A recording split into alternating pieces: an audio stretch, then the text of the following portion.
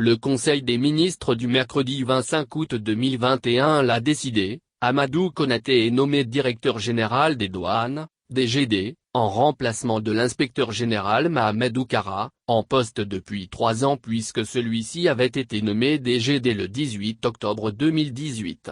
L'inspecteur général Doukara n'a pas du tout démérité et s'en va la tête haute avec le sentiment du devoir accompli.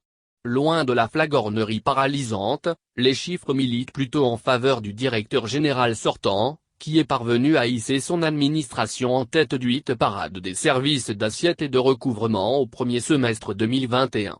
Avec des recettes d'un montant de 321,055 milliards de CFA au 30 juin 2021 sur une prévision annuelle de 656,200 milliards de CFA, soit un taux de réalisation 48,93% à mi-parcours, la Direction générale des douanes met en effet le pion à ses concurrentes que sont la Direction générale des impôts, DGI, et la Direction nationale des domaines.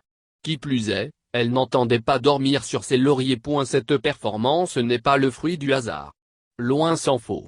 Dans une conjoncture particulièrement difficile, la crise socio-politique qui crée l'impossibilité, pour la douane, d'opérer sur une bonne partie du territoire national, la suspension du Mali des institutions sous-régionales et internationales pour cause de coup d'État et le ralentissement du commerce international lié à la crise sanitaire mondiale du coronavirus, l'inspecteur général des douanes Mohamed Oukara, ci-devant DGD, était allé chercher dans son tréfonds les ressorts pour mettre les gabelous au travail.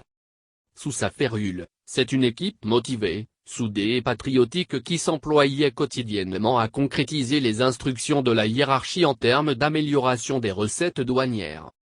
Le qualificatif de soldat de l'économie, habituellement collé à la douane, était également loin d'être usurpé, dans la mesure où, parallèlement à sa mission de mobilisation des recettes pour financer le développement, elle continuait à livrer une lutte implacable à la contrebande et au trafic en tout genre.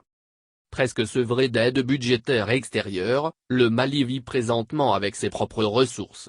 Cette disette imposée par la communauté internationale, si on ose le dire ainsi, devrait inciter le décideur à quelque niveau qu'il soit à faire preuve de mesure et de discernement dans le choix des hommes.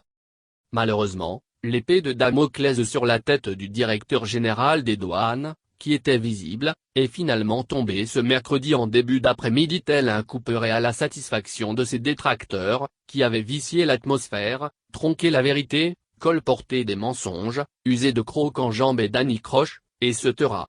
Pour parvenir à leur fin. Gageons que le nouveau directeur général des douanes, élément clé de la méthode d'Oukara, saura maintenir le cap dans un climat social plus apaisé et plus propice à la réalisation des objectifs assignés.